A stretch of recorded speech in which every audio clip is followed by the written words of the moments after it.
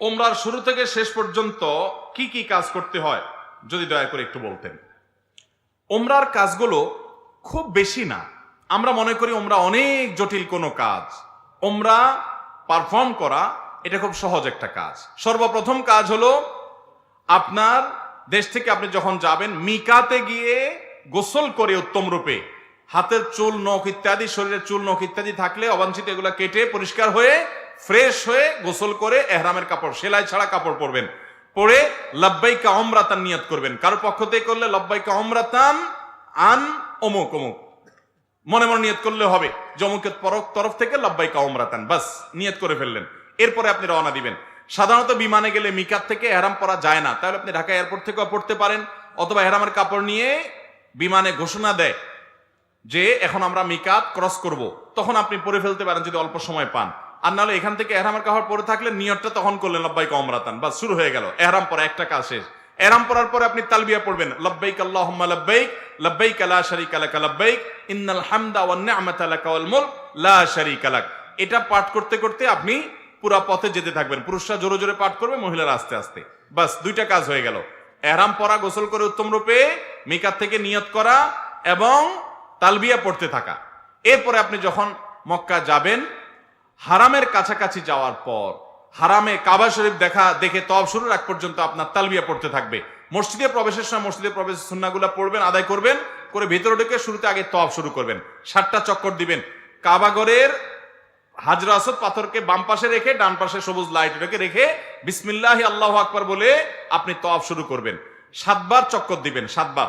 এই 7বার চক্করের প্রত্যেক চক্করে আলাদা দোয়া নেই, তবে চক্করে দোয়া কবুল হয়। দারুণ দোয়া কবুলের একটা জায়গা। মনে আল্লাহর কাছে যত চাওয়া সেগুলো পেশ করবেন এবং আপনি রুকনে ইয়ামানি বলে কাবার 4টা কোণার একটা কোণাকে, অর্থাৎ হাজর আসদ পাথর যে কোণা তার আগের যে কোণাটা আছে তওয়াফ করতে যেটা তার আগে পড়বে ওইটাকে রুকনে ইয়ামানি বলে। ওই কোণা থেকে হাজর আসদ পাথর কোণা, এই দুটার মাঝখানে একটা দোয়া আছে, রব্বানা আতিনা ফিদ দুনিয়া হাসানা ওয়া ফিল আখিরাতি হাসানা ওয়া কিনা আযাবান নার।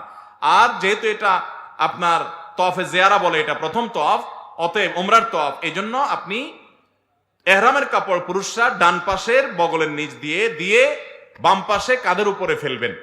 এটা করবেন। এটা করে আপনি এই তওয়াফটা শেষ করবেন এবং প্রথম চক্করগুলো, প্রথম কয়েকটা চক্কর আপনি জোরে দিবেন, একটু জোরে জোরে দৌড়াবেন প্রথম 3টা চক্কর। এরপরে বাকি চক্করগুলো আপনি স্বাভাবিক থাকবেন।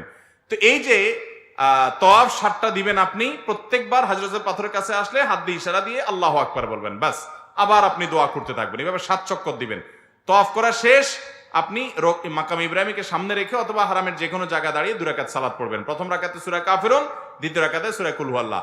আর এই নামাজের আগে সম্ভব হলে কাবা ঘরের যে চৌকাট মুলতাজাম বলে ওইটা ধরে আপনি আল্লাহর কাছে দোয়া করবেন। এরপরে 2 রাকাত নামাজ পড়লেন, পড়া শেষ, জমজম পানি পান করে আপনি সাফা মারওয়া সাই করবেন। প্রথমে সাফা পাহাড়ে যাবেন এবং পড়বেন যে ইন্নাস সাফা ওয়াল মারওয়াতা মিন শাআইরিল্লাহ ফামান হাজ্জাল বাইতা ওয়া তামারা ফালা জুনাহা আলাইহি আন ইয়াতাওয়াফা বিহিমা।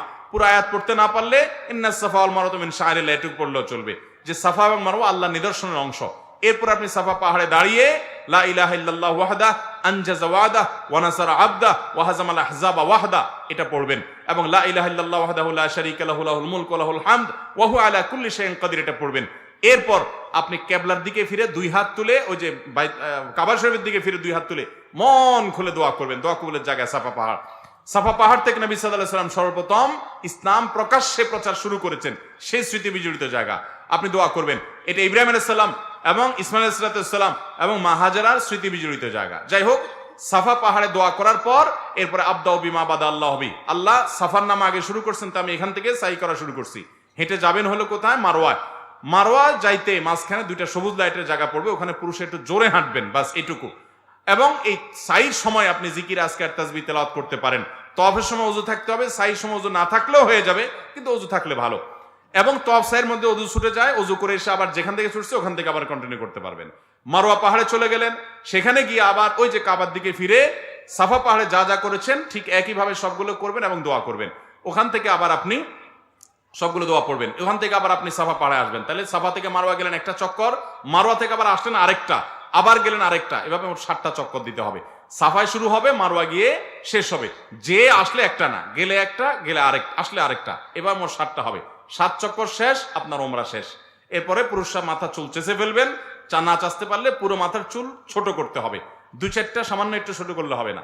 মহিলারা তাদের মাথার চুলে সামান্য অল্প একটু ছোট করলে হবে।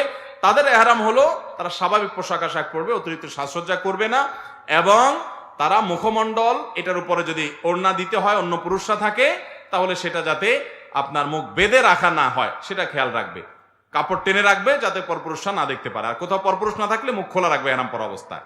আর এহরাম পরা অবস্থায় পুরুষরা সুগন্ধি ব্যবহার করবে না, সেলা আলা পোশাক পরবে না, আন্ডারওয়্যার পরবে না, মাথায় টুপি মাথা ঢাকবে না, এই সমস্ত কাজ করবে না। কোনো পশু পাখি এমনকি আপনার মশা টশা ইত্যাদিও মারবে না, যথাসম্ভব তাড়িয়ে দিবে। অর্থাৎ এক কথায় এহরাম পরা অবস্থায় নিষিদ্ধ কাজগুলো সব করবে না। সাফা মারওয়া সাই শেষ, মাথা মুন্ডানো শেষ, এখন তিনি হালাল হয়ে গেলেন। এখন যেগুলো নিষিদ্ধ ছিল এহরাম অবস্থায় সেগুলো সব এখন যায়, সেলাই করা পোশাক পরতে পারেন। তার ওমরা শেষ হয়ে গেল। অত্যন্ত সহজ এবং খুব আপনার অল্প কয়েকটা আমল এর মাধ্যমে ওমরা সম্পন্ন করা যায়। আমরা যারা ওমরা করি নাই, আল্লাহ তাআলা আমাদেরকে জীবনে বারবার ওমরা করার তৌফিক দান করুন। আর যারা আগে একবার করেছেন, আল্লাহ রাব্বুল আলামিন তাদের সবাইকে আবার ওমরা করার তৌফিক দান করুন। বাইতুল্লাহ যাওয়ার যে স্বাদ, ভাইরা আমার, এই স্বাদটা আস্বাদন যে করে নাই সে বুঝবে না যে আল্লাহর জমিনে কত বেশি স্বাদ এবং তৃপ্তি আল্লাহর ঘরের জিয়ারতের মধ্যে। আল্লাহ আমাদের সবাইকে এই স্বাদটা বারবার আস্বাদন করার তৌফিক দান করুন। এই স্বাদ আস্বাদন করা ছাড়া আল্লাহ তাআলা আমাদের কাউকে যেন মৃত্যু না দেন সেই তৌফিক দান করুন।